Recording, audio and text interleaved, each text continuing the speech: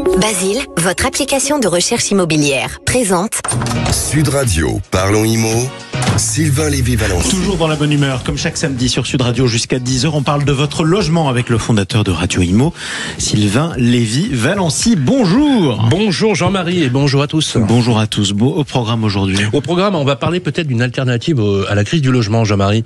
Voir comment on peut transformer des bureaux en logements. Il y a une masse incroyable de mètres carrés à transformer. On verra avec un grand spécialiste qu'on va recevoir tout à l'heure sur le plateau. Il s'appelle Mathieu Descou. Il est le patron d'Emetam. On va aussi parler des questions que nous opposaient nos auditeurs sur le répondeur de Sud Radio 0826 300 300 avec Bérénice de Villefloriot. Bonjour Jean-Marie. On va parler de la condition suspensive pour un prêt immobilier. Très important. Grégoire Darico va nous parler du chantier du siècle. Bonjour à vous. Bonjour Jean-Marie, bonjour à tous. Au programme de la semaine, le photovoltaïque. Jean-Marie, l'État l'a décidé, les aides seront moins importantes et le rachat de l'électricité par EDF sera moins intéressant, mais on verra avec Laurent Permas pourquoi ce n'est pas une mauvaise nouvelle. Ouais. Et puis on fera le tour de France des biens coup de cœur, on ira à Chartres et puis en fait pas en France mais au Japon. Au Japon, pourquoi pas? Mais la Beauce, c'est beau aussi, sachez-le. Quoi qu'il en soit, on commence par les infos de la semaine à retenir avec Bérénice de Villefloriot et Sylvain Lévy-Valency.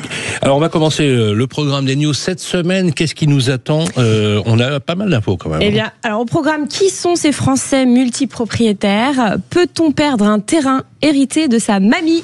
Et attention, encore trop de personnes se font arnaquer avec des panneaux solaires jamais installés, par exemple. Je vous parle de la technique des malfaiteurs. Ah oui, on commence avec le profil des Français qu'on appelle les multipropriétaires. Oui. Qui sont-ils? Quels sont leurs secrets? Rentiers ou épargnants? Non, moi je suis... Oui, Jean-Marie, dites-nous tout. L'INSEE vient de publier une étude, elle est tombée cette semaine. 27,6 millions de Français sont propriétaires, seuls ou en commun, de 29,2 millions de logements. Donc forcément, il y a des multipropriétaires. Donc il y a 10 millions de Français qui possèdent au moins 2 logements. Donc c'est ce qu'on appelle des multipropriétaires. Mais attention aux clichés, la majorité d'entre eux, donc 6 sur 10, n'en ont que 2. Donc leur résidence principale, leur logement, et un petit appartement à côté à louer ou une petite maison à la mer. En gros, les gros investisseurs, c'est une minorité. Alors seulement 3% des multipropriétaires possèdent les fameux 10 logements ou plus. Vous savez, ceux qu'on voit avec des cigares, etc. Et bien voilà, ils sont que 3% et ce sont eux, bien sûr, qui tirent le plus leur épingle du jeu. Leur niveau de vie médian dépasse les 41 000 euros par an contre 28 900 pour ceux qui n'en ont que 2. Alors vous êtes en train de nous dire que les multipropriétaires, c'est des riches en quelque sorte? Oui, mais pas tant. Oui. Si on prend les normes des revenus médians, effectivement, on peut les qualifier comme tels. Mais c'est qui exactement ces multipropriétaires? En règle générale, d'après l'INSEE, l'accession à la propriété se fait au fil du temps. Donc c'est plutôt des gens autour de 60 ans.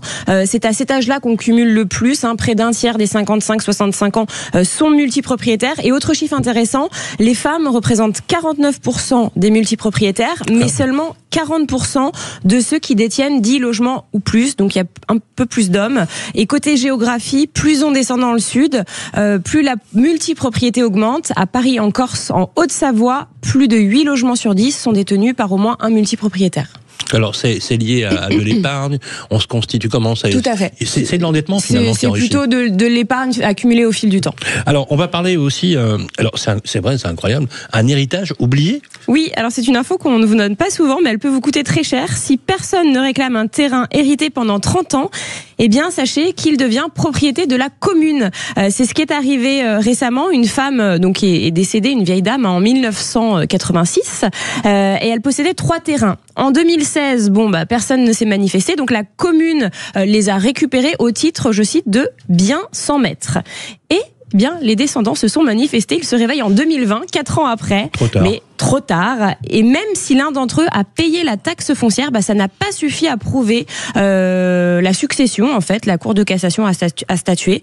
Donc, si vous avez un terrain de famille quelque part, ne le laissez pas traîner, la succession. Au bout de 30 ans, il revient dans le domaine public. Exactement. Alors, bien 100 mètres, c'est pas avec un E, mais c'est un AI, 100 mètres. Un bien 100 mètres, sans maîtrise, vous avez raison. Absolument. Voilà, c'est pas 100 mètres carrés, c'est ni plein les poches. Voilà, c'est ça. On est d'accord. On va terminer avec les arnaques aux panneaux solaires. qui sont encore malheureusement, on en parle souvent avec Laurent Permas, trop nombreuses. Et là, c'est l'UFC Que Choisir qui a alerté cette semaine, qui dénonce les pratiques abusives du démarchage à domicile avec un chiffre choc, près de 1000 litiges depuis 2018, 20 millions d'euros de préjudice estimés et une moyenne de 20 000 euros par dossier. Et ça, c'est que pour les litiges traités par les associations UFC Que Choisir. Alors justement, Bérénice, c'est quoi ces techniques de malfaiteurs ? Alors c'est redoutable, mais simple. On sonne chez vous, quelqu'un se fait passer pour un opérateur public souvent. On vous parle de primes, de rénovation à €, et hop, vous signez un contrat dans la journée, parfois même un crédit pour des travaux qui ne seront jamais faits. Là, récemment, il y a un particulier qui a dépensé 60 000 euros pour des panneaux solaires qui n'ont jamais été installés.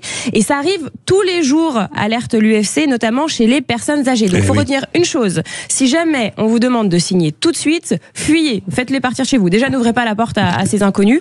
Et puis il faut savoir que l'UFC demande maintenant l'interdiction totale du démarchage à domicile dans ce secteur. Donc pour tous les conseils, écoutez Laurent Permas chez nous chaque samedi. Et heureusement qu'il est là. Il ne sonnera pas chez vous.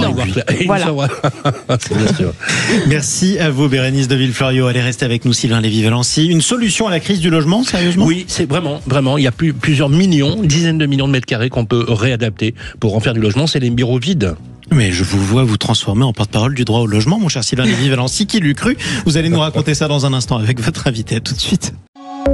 Basile, votre application de recherche immobilière, présente Sud Radio, Parlons Immo, Sylvain Lévy-Valency. Avec Sylvain Lévy-Valency et son invité. Oui, merci Jean-Marie. Bonjour Mathieu Descou. Bonjour à tous. Merci d'être avec nous. Il y a quelques mois, vous vous associez avec la société Emerige pour lancer une toute nouvelle entreprise qui s'appelle Emetam, avec une idée en tête, travailler la transformation de bureaux en logement. Alors, transformer les bureaux en logement est souvent présenté comme une solution, une bonne alternative, une très bonne alternative à la crise du logement, ça a été démontré. Pourquoi, en quelques mots ? Pourquoi ? Parce que le foncier est rare, parce qu'il y a une crise majeure dans le bureau et une pénurie de logements. Si on reprend quelques chiffres, pour ne pas noyer vos auditeurs dans les chiffres, mais rien qu'en Ile-de-France, c'est 5,6 millions de mètres carrés de bureaux qui sont vides, avec une perspective que ces mètres carrés aillent jusqu'à 10 millions. Et à côté de ça, vous avez une pénurie très forte du logement. On a, et je ne sais pas si vos auditeurs se rendent compte, mais il faut remonter à 1954 pour comparer les chiffres des permis de construire qui ont été acceptés pour créer du logement. Les permis de construire, c'est le logement de demain. Donc vous avez une suroffre de bureaux, une pénurie de logements. Vous rajoutez à ça tout ce qui est loi ZAN, qui empêche l'étalement du territoire. Donc le ZAN, c'est zéro. Zéro artificialisation nette. C'est qu'en fait, on peut plus construire réellement et s'étaler malgré la démographie de notre pays. Exactement. Il faut faire la ville sur la ville. Les bureaux n'ont plus de preneurs, donc les bureaux deviennent une source de foncier nécessaire pour le redéveloppement. Alors, on voit que c'est une très bonne alternative, c'est vrai. On l'a vu, nous, chez Radio Imo, également sur des opérations très concrètes. On avait reçu ici sur le plateau Blaise Heurteux, la place de l'immobilier, qui avait estimé d'ailleurs la détention en volume de mètres carrés à 173 millions de mètres carrés et qui avait fait une estimation France, donc tout territoire confondu. On est sur des chiffres absolument vertigineux. Franchement, la première chose qu'on se dit, on se dit mais voilà la solution.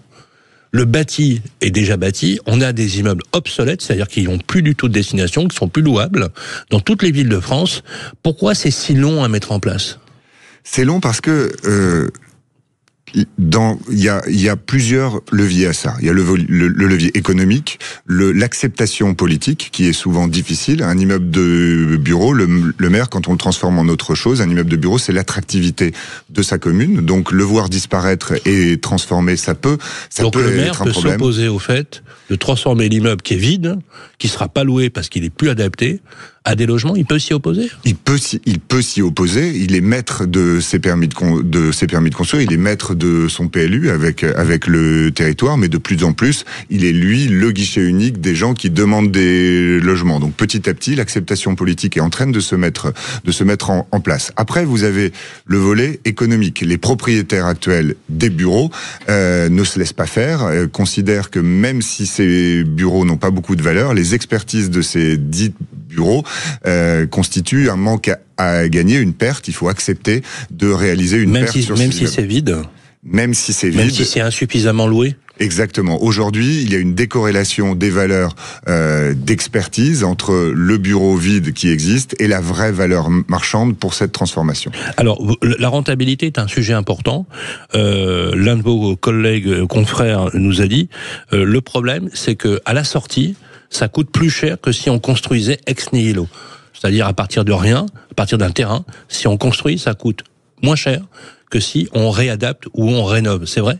Oui, c'est vrai, mais je pense qu'il y a un débat sémantique sur qu'est-ce qu'est de la transformation de bureau en logement. Il faut pas voir le bureau comme tel, il faut le voir comme de la charge foncière et une capacité constructible. Évidemment, quand on peut le faire, certains bureaux se prêtent à de la transformation en l'état. Les tailles, les épaisseurs de bâtiments font qu'on peut avoir un usage en logement très très évident. D'autres ont été conçus pour être des bureaux. On ne concevait pas la réversibilité à cette époque-là. Donc les bureaux sont très larges, donc il y a une perte de surface évidente et le coût de la transformation est entre 15 et 20% plus cher que de la démolition reconstruction. Donc aujourd'hui, on n'est pas du tout à l'échelle encore.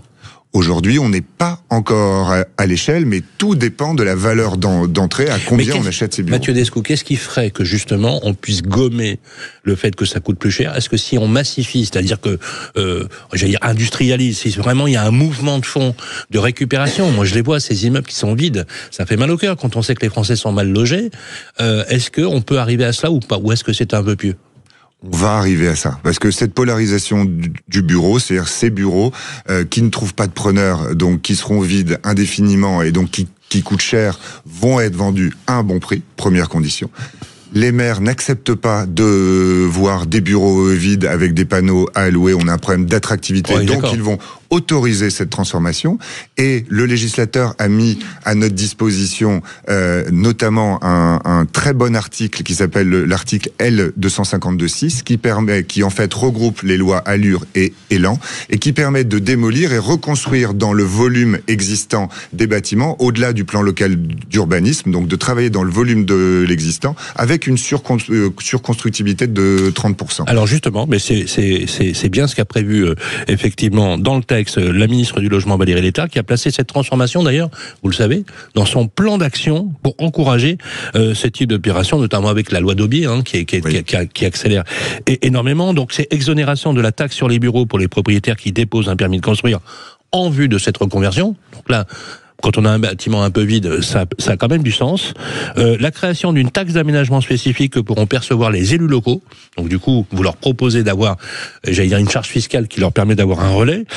Bonus de constructibilité que les élus locaux peuvent offrir, qui peuvent aller jusqu'à 30% de la production de bureaux en logement sur un site. Assouplissement des règles d'urbanisme.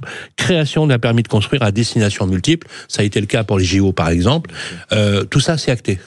Tout ça, c'est acté et tout ça va dans le très bon sens de l'objectif qui est justement la massification de ces transformations.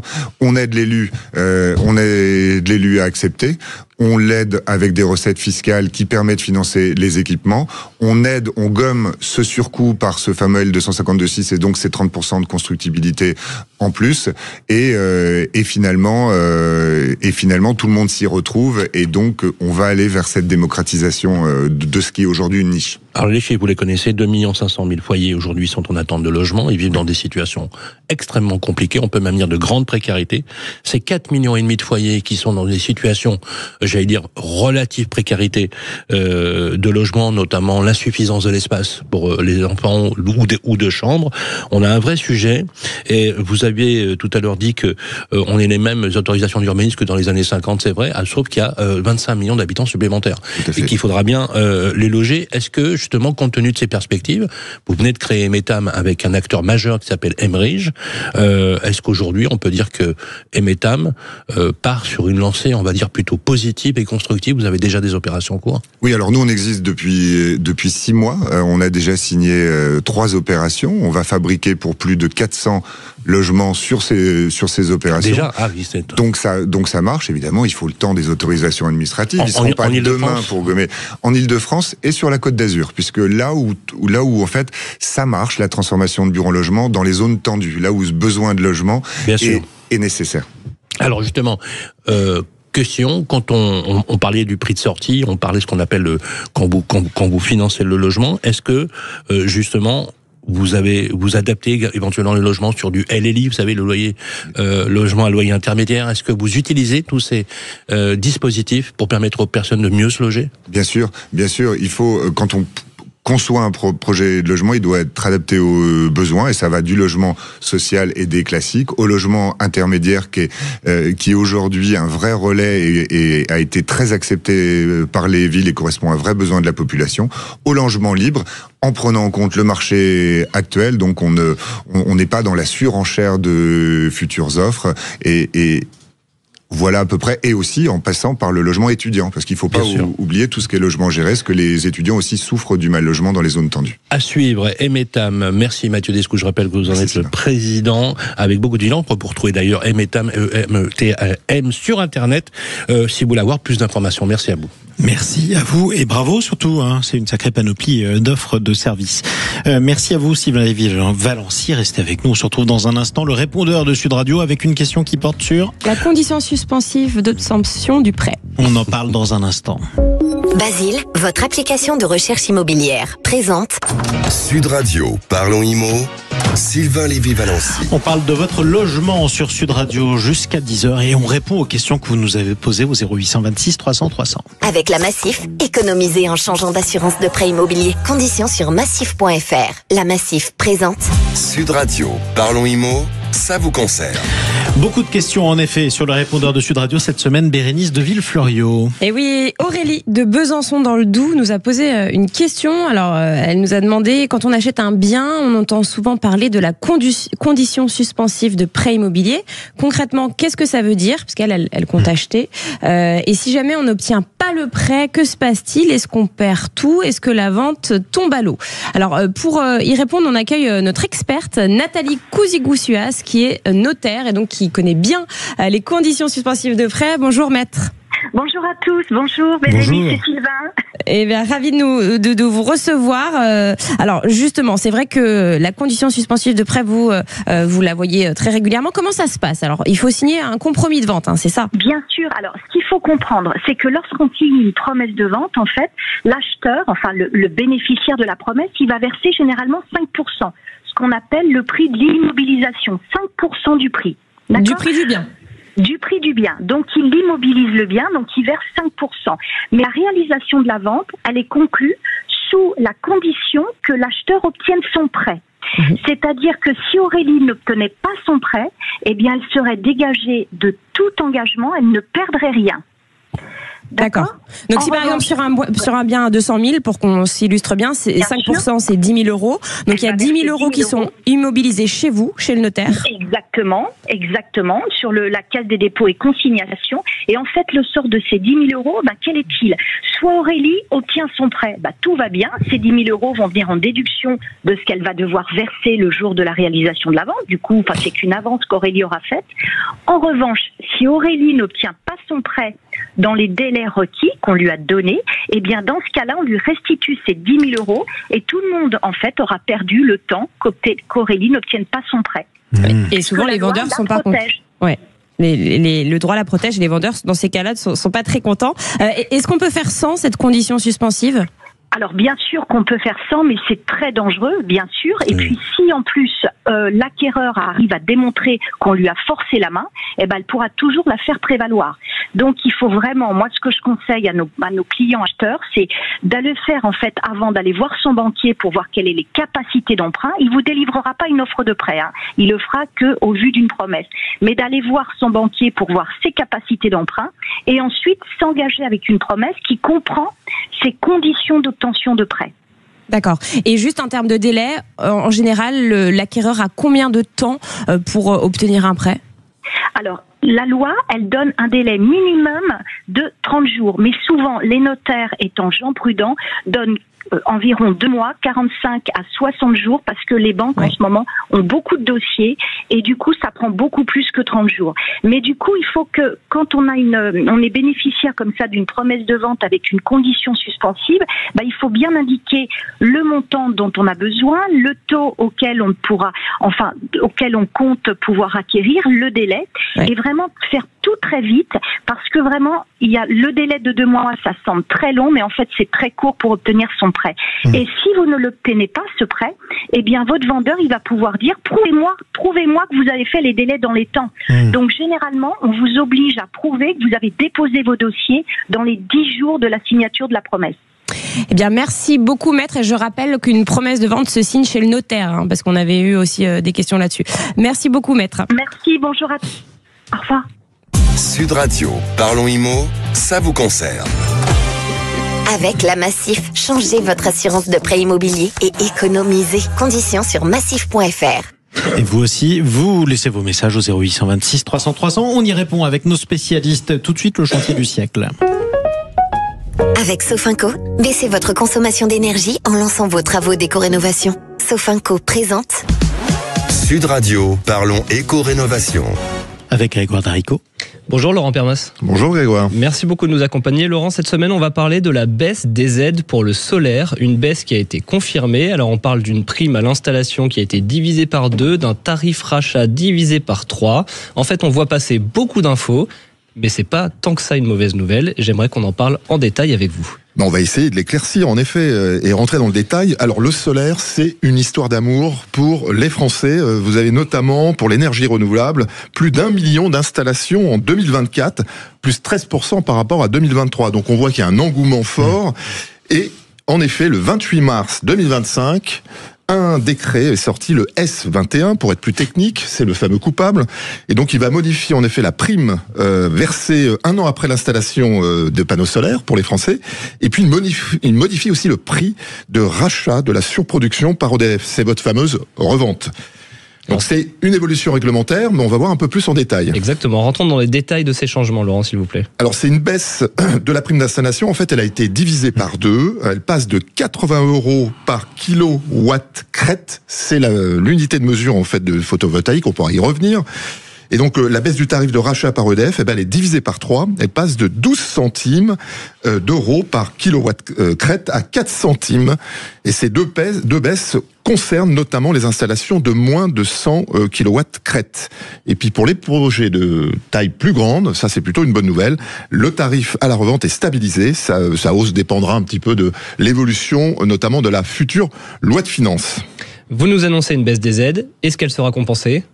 Eh ben c'est ça la bonne nouvelle. En fait, oui, elle sera compensée par une diminution de la TVA. Elle passe de 20% à 5,5%, notamment à partir du 1er octobre. Alors, pour les ménages qui avaient demandé leur raccordement avant le 27 mars, avant ce décret, eh bien, les anciennes conditions seront appliquées. Attention, par contre, c'est pas le devis qui fait foi, c'est le raccordement, c'est la demande du raccordement.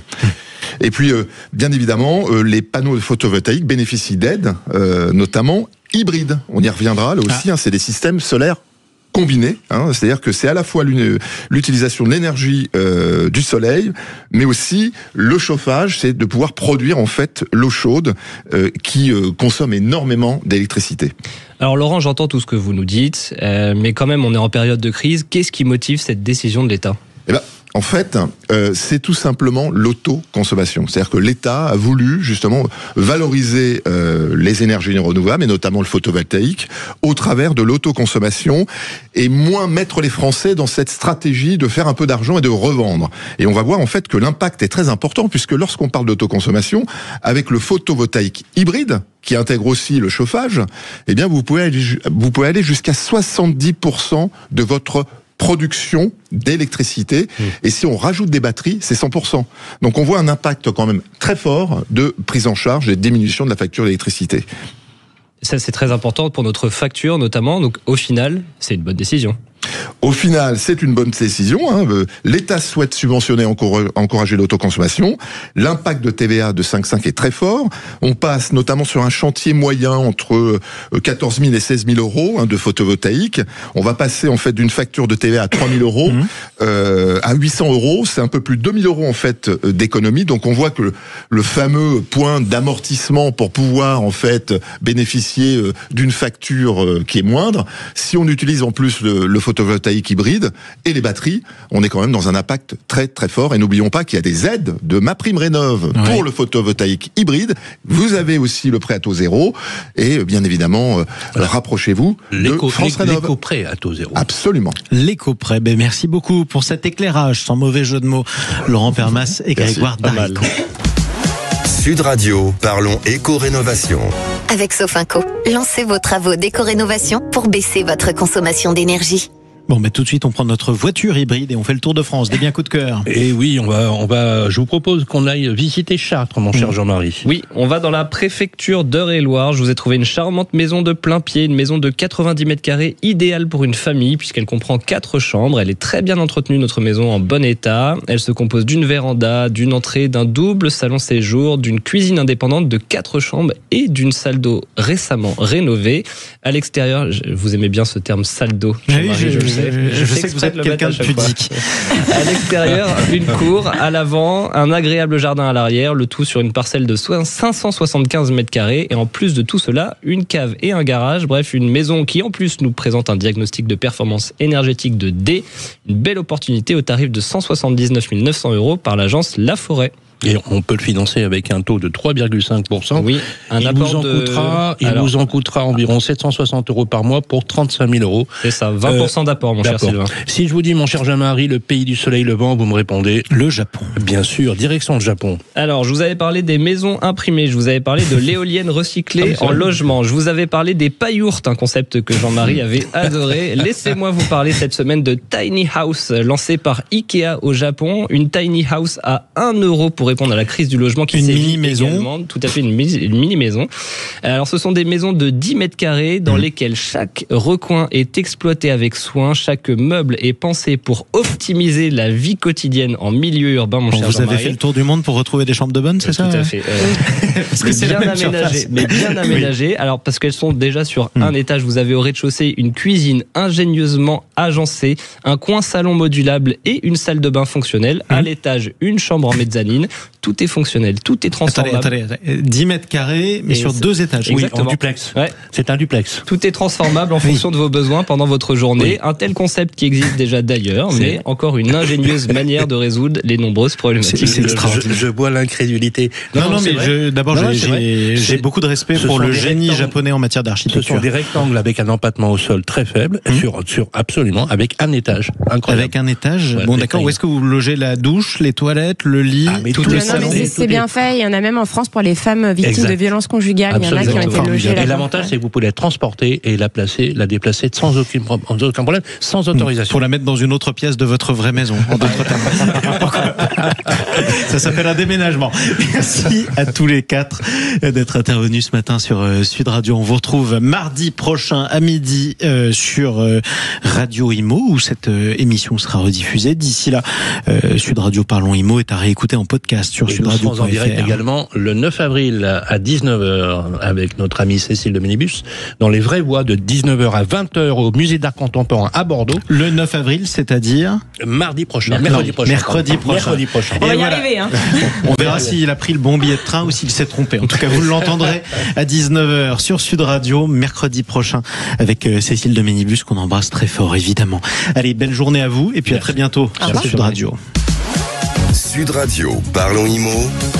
Sylvain Lévy-Valency. Avec Basile, votre application de recherche immobilière.